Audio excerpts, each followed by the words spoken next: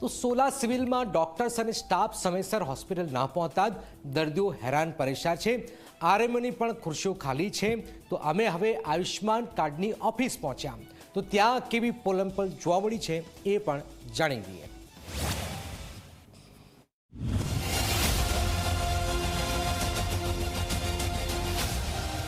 Sola સિવિલના doctors, paramedical staff અને RMO તો ગેરહાજર જોવા મળ્યા। આ બધી લાલિયાવાડી જોઈ અમારી પણ આંખો પહોળી થઈ ગઈ। હવે અમે એ જગ્યાએ પહોંચ્યા જે ગરીબ દર્દીઓ માટે આશાનું કિરણ છે। અમે આયુષ્યમાન કાર્ડના કાઉન્ટર પાસે પહોંચ્યા। સમય સવારે 9 કલાક અને 35 મિનિટનો થયો હતો। અહીં પણ પોલમપોલ જ જોવા મળી। આયુષ્યમાન કાર્ડની ઓફિસમાં લાઇટ અને પંખા ચાલુ હતા। પ્રજાના પૈસાથી વીજળીનો વેડફાટ થઈ રહ્યો હતો, પણ અંદર એક પણ વ્યક્તિ હાજર ન હતો। આયુષ્યમાનનો સ્ટાફ પણ પોલમારું નીકળ્યો।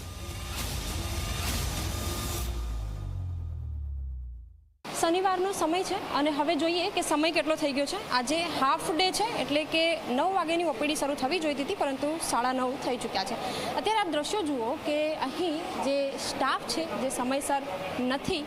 મા સહાયતા કેન્દ્રનું જે ડેસ્ક છે એ હજી પણ અહીં ખાલી છે। આયુષ્યમાન ભારત યોજના કે જે પ્રધાનમંત્રીની ડ્રીમ યોજના છે કે જેમાં તમામ નાગરિકને સારવાર તાત્કાલિક મળે, ભલે એની આર્થિક સ્થિતિ કેવી પણ હોય, પરંતુ તેને સારવાર સમયસર મળી જાય એની માટે આ કાર્ડ, આ જે યોજના છે તે લાગુ કરવામાં આવી। પરંતુ હજી જે મા સહાયતા કેન્દ્રનું જે ડેસ્ક છે એ હજી ખાલી જ છે। આપ જુઓ કે પંખો પણ ચાલુ છે, ક્યાંક જે વીજળીનો વ્યય છે તે પણ અહીં જોવા મળી રહ્યો છે, અને સાથે સાથે જે સ્ટાફ છે એ તો સમયસર નથી જ। હવે એની સામે જે દર્દીઓ છે એમની સંખ્યા તમને બતાવી દઉં। આપ જુઓ કે એક તરફ સ્ટાફ, એક વ્યક્તિ નથી, અને એમની રાહ જોઈને અહીં જે દર્દીઓ છે એ આવી રહ્યા છે। જેવી રીતે પેશન્ટ સાથે, દર્દીઓ સાથે વાત કરી, 8 વાગ્યાથી તેઓ અહીં આવી જાય છે, પરંતુ સ્ટાફ છે કે 9:30 વાગ્યા સુધી અહીં નથી પહોંચતો।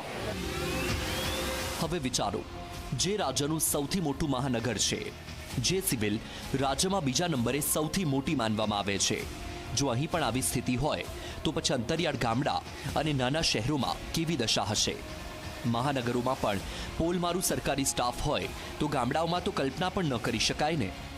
રાજ્યના આરોગ્ય મંત્રી શ્રી, તમારા વિભાગમાં ચાલતી આ લાલિયાવાડીને સુધારો, નહીં તો જનતા હિસાબ તમારી પાસેથી જ માંગશે। તમારે પણ જનતા પાસે મત લેવા તો જવાનું જ છે ને। યાદ રાખજો, પૈનો હિસાબ જનતા વ્યાજ સાથે ચૂકવશે। Bureau report, Zee media.